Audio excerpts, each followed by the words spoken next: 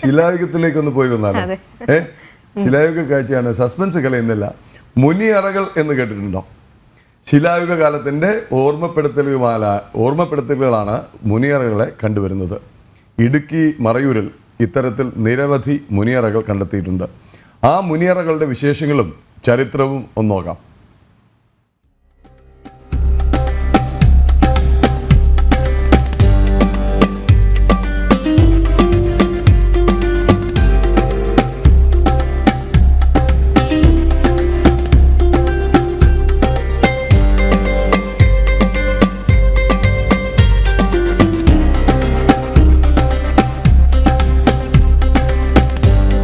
ശിലായുഗ കാലത്ത് നിർമ്മിക്കപ്പെട്ടത് എന്ന് കരുതുന്ന മുനിയറകൾ മറയൂർ കാന്തല്ലൂർ മേഖലകളിൽ ധാരാളമായുണ്ട്.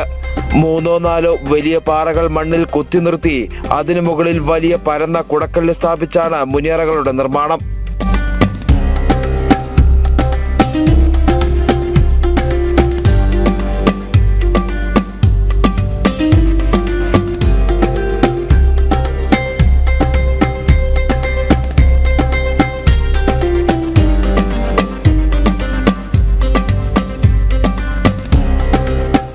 BC 1000-നും AD 500-നും ഇടയിൽ നിർമ്മിച്ചവയാണ് മുനിയറകളെന്നാണ് പറയപ്പെടുന്നത്. താങ്ങി നിർത്തിയിരിക്കുന്ന കല്ലുകൾക്കിടയിലൂടെ ചില മുനിയറകൾക്കുള്ളിലേക്ക് പ്രവേശിക്കാം.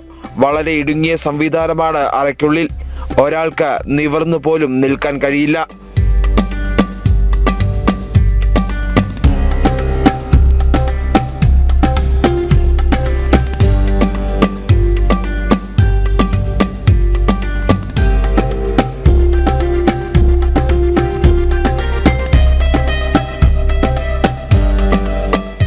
മുനിയറകളെ സംബന്ധിച്ച് പല വാദഗതികൾ നിലനിൽക്കുന്നുണ്ട്.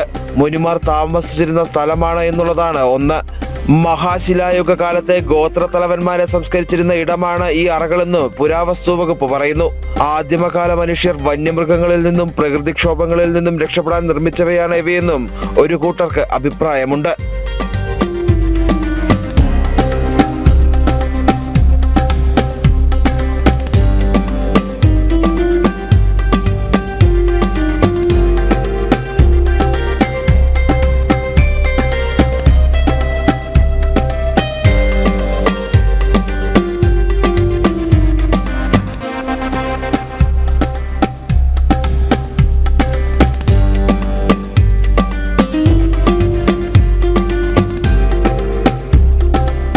അപൂർവം മുനിയറകളിൽ നിന്ന് പാത്രകഷ്ണങ്ങളും ചില ആയുധങ്ങളും മാലകളും ലഭിച്ചിരുന്നു. കേരളത്തിൽ ഏറ്റവും കൂടുതൽ മുനിയറകൾ കണ്ടെത്തിയിട്ടുള്ളത് മറയൂരിലാണ്. റവന്യൂ ഭൂമിയിൽ സ്ഥിതി ചെയ്യുന്ന ഈ മുനിയറകളുടെ സംരക്ഷണ ചുമതല പുരാവസ്തു വകുപ്പ് ഏറ്റെടുത്തിരുന്നു. കമ്പിവേലി കെട്ടി ആദ്യഘട്ടത്തിൽ സംരക്ഷണം ഒരുക്കിയിരുന്നുവെങ്കിലും ഇന്ന് അതെല്ലാം നശിച്ചു.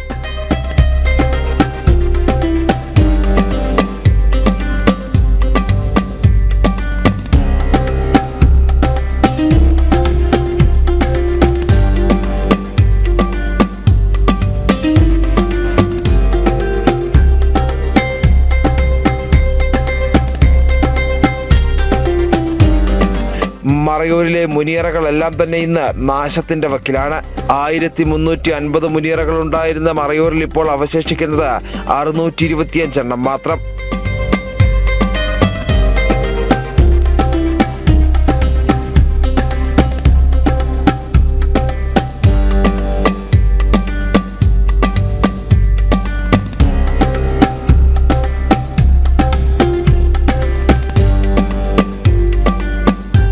ചരിത്രമുറങ്ങുന്ന ഇടുക്കിയിലെ മുനിയറകൾ സംരക്ഷിക്കപ്പെടേണ്ടത് കാലഘട്ടത്തിന്റെ ആവശ്യമാണ്.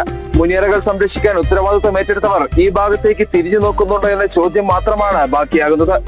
മറയൂരിൽ നിന്നും അനൂപ് ശിവദാസിനൊപ്പം സുബിൻ തോമസ്, ജനം, ഇടുക്കി.